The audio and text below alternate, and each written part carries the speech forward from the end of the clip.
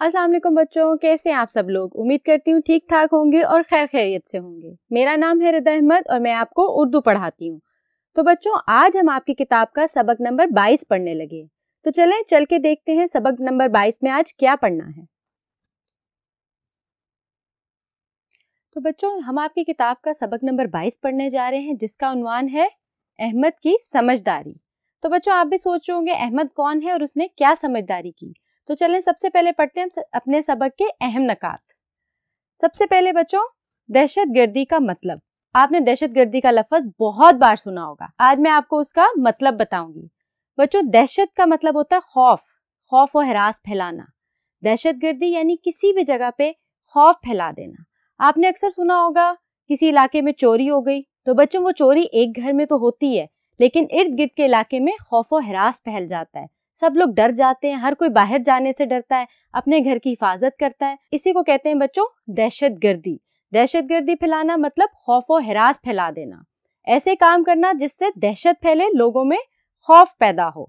आगे बढ़ते हैं, अहमद की परेशानी। तो बच्चों, अहमद आपकी कहानी का मरकजी किरदार है और ये सारी कहानी अहमद के बारे में है। अहमद की क्या परेशानी थी ये मैं आपको बताती हूँ। अहमद एक दुकान के आगे बैठकर रोज अखबार पढ़ता था।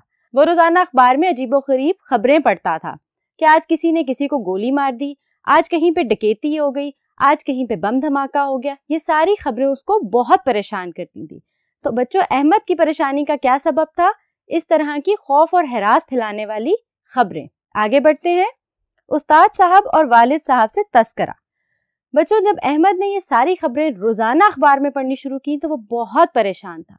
पहले उसने इसका तस्करा अपने उस्ताद साहब से किया और फिर वालिद साहब से, जिस पर उस्ताद साहब ने उसको क्या बताया कि ये एक अच्छे शहरी होने की निशानी है।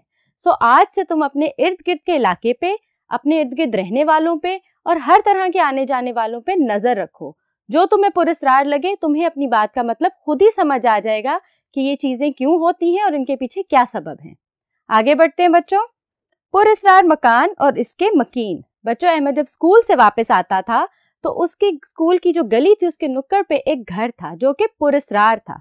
पुरस्कार मतलब राजों से भरा हुआ, भेदों से भरा हुआ, यानी अंदर कौन है, कौन रहता है, कब आता है, कब जाता है, किसी को नहीं पता था। यानी एक राज हुआ ना बच्चों, जिसके बारे में किसी को नहीं पता था। अहमद उस मकान को देख के हमेशा थोड़ा सा ठिठक जाता था, परेशान होता था। क्यों? क्योंकि हमेशा दरवाजे पे ताला लगा रहता था, लेकिन उस मकान की खिड़की से रोशनी बाहर आती थी, यानी कि अंदर कोई है।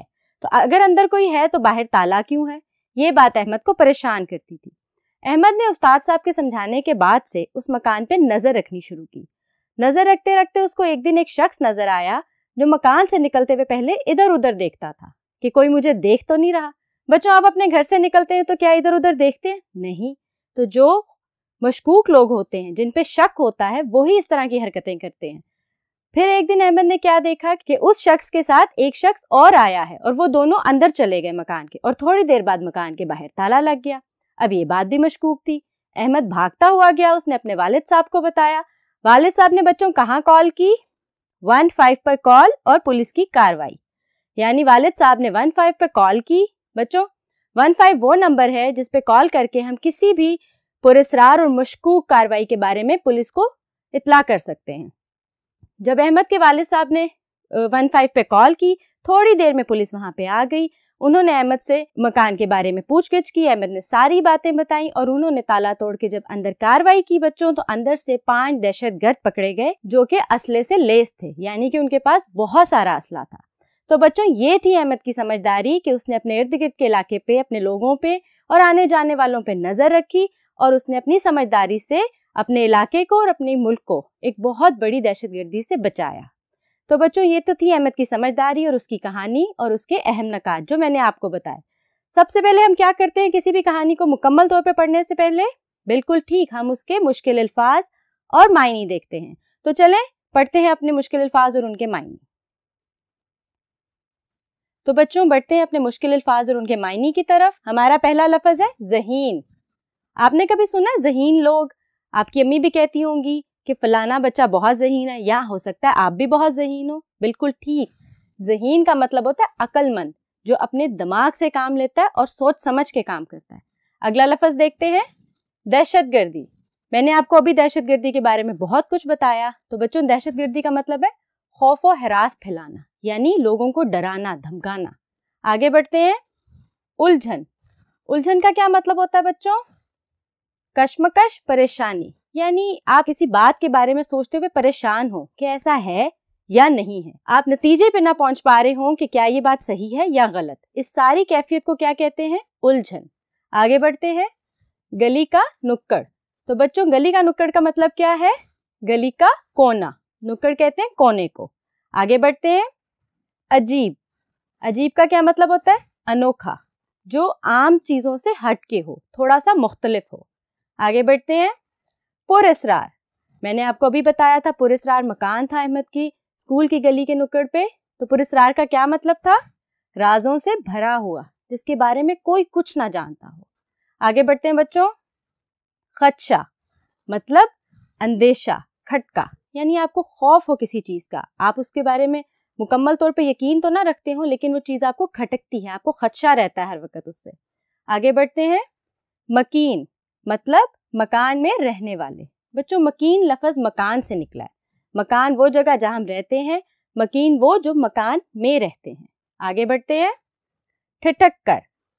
اس کا مطلب دیکھیں، حیرت یا خوف سے رکنا، یعنی بات سنتے سنتے ایک دم حیرت سے رک جانا اور بات کو غور سے سننا کہ اگلا بندہ کیا بات کر رہا ہے.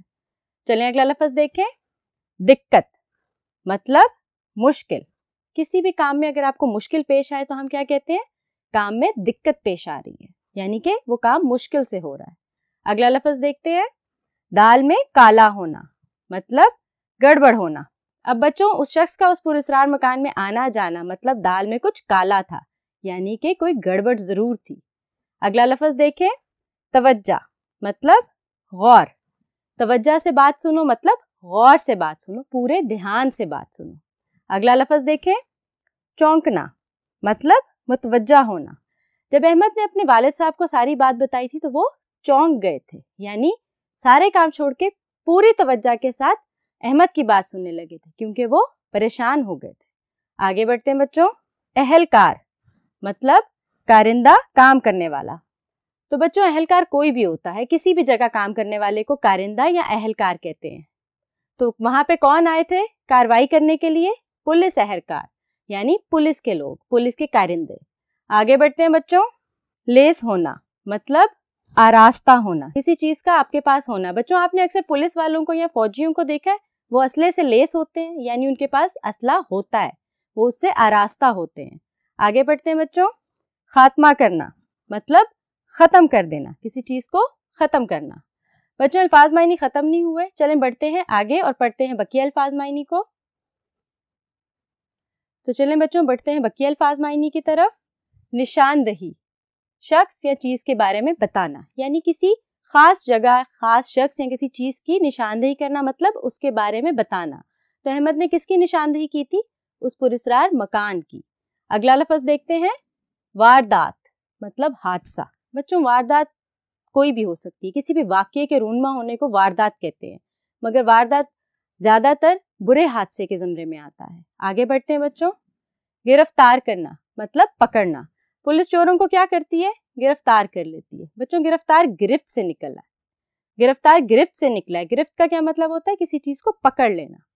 آگے بڑھتے ہیں. مقیم، قیام کرنے والا.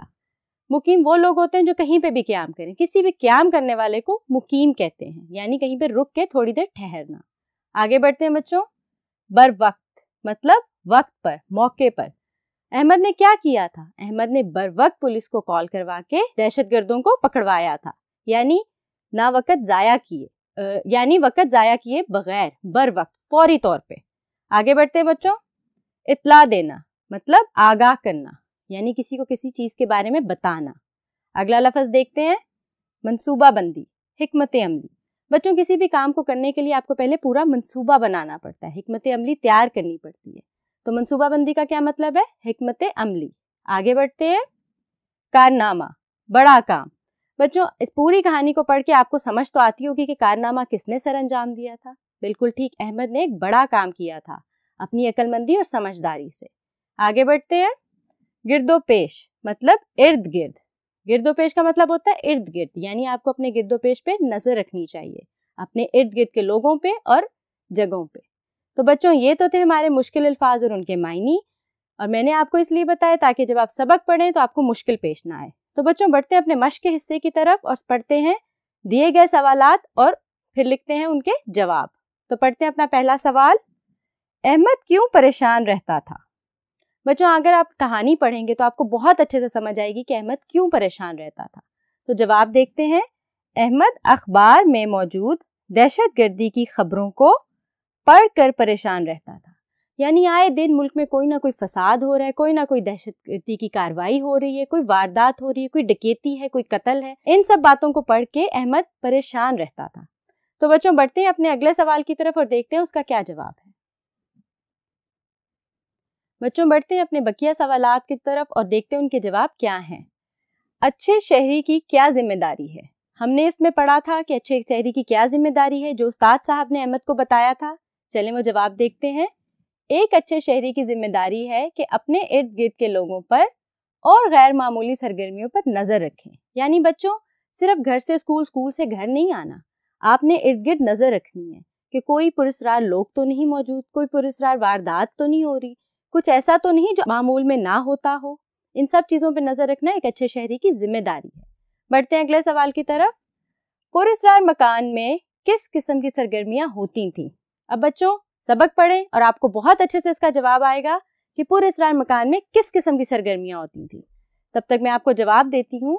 पुरस्कार मकान के बाहर हमेशा ताला लगा रहता था। ये तो हमने पढ़ा कि उस मकान के बाहर हमेशा ताला लगा रहता था। आगे बढ़ते हैं। और एक छोटी सी खिड़की से हर वक्त रोशनी बाहर आती थी। बच्चों यही बात अहमद को बहुत परेशान करती थी कि अगर बाहर ताला लगा है तो अंदर कौन है जो रोशनी आती है, किसने रोशनी जलाई हुई है। आगे बढ़ते हैं बच्चों। एक दो बार अहमद ने एक शख्स को बड़े पुरस्कार तरीके से मकान के अंदर जाते भी देखा। तो बच्चों अगर कोई रहता है तो वो सब लोगों से मिलता क्यों नहीं है, अपने हमसायों से, इर्द गिर्द के लोगों से? ये सब बातें अहमद को परेशान करती थी और यही उस मकान की पुरस्कार होने की निशानी थी। आगे बढ़ते हैं बच्चों। अहमद के अब्बू ने किस नंबर पे इत्तला दी? बच्चों मैंने आपको अभी सबक के अहम नकात में बताया था कि अहमद के अब्बू ने एक नंबर पे कॉल की थी। वो कॉल किस नंबर पे की गई थी? बिल्कुल ठीक, अहमद के अब्बू ने 15 पर कॉल करके इत्तला दी। बच्चों ये वो नंबर है जिसके ऊपर आप कभी भी कॉल करके पुलिस को किसी भी गैर मामूली सरगर्मी के बारे में इत्तला कर सकते हैं। आगे बढ़ते हैं बच्चों। इंसानियत के दुश्मनों का खात्मा कैसे मुमकिन है? अब जल्दी से मुझे सोच के बताएं कैसे मुमकिन है कि हम इंसानियत के दुश्मनों का खात्मा कर सकें। चलें जवाब देखते हैं। अगर हम सब अपने गिरदो पेश पर नजर रखें और समझदारी से काम लें तो इंसानियत के दुश्मनों का खात्मा हो सकता है। यानी बच्चों एक अच्छे शहरी होने के नाते अगर हम अपनी जिम्मेदारी उठाएं और अपने इर्द गिर्द के इलाके पे, लोगों पे और हर चीज पर नजर रखें तो इंसानियत के दुश्मनों का खात्मा मुमकिन है। तो बच्चों ये था आपका सबक अहमद की समझदारी, जिसके हमने हल किए मुश्किल अल्फाज और मायनी और उनके सवालात और जवाब। तो बच्चों मश्क अभी मुकम्मल नहीं हुई, मुझे दें इजाजत, हाजिर होंगी मश्क के बकिया हिस्से के साथ। तब तक के लिए अपना बहुत सारा ख्याल रखें और अपने सबक की दोहराई करते रहें। अल्लाह हाफिज।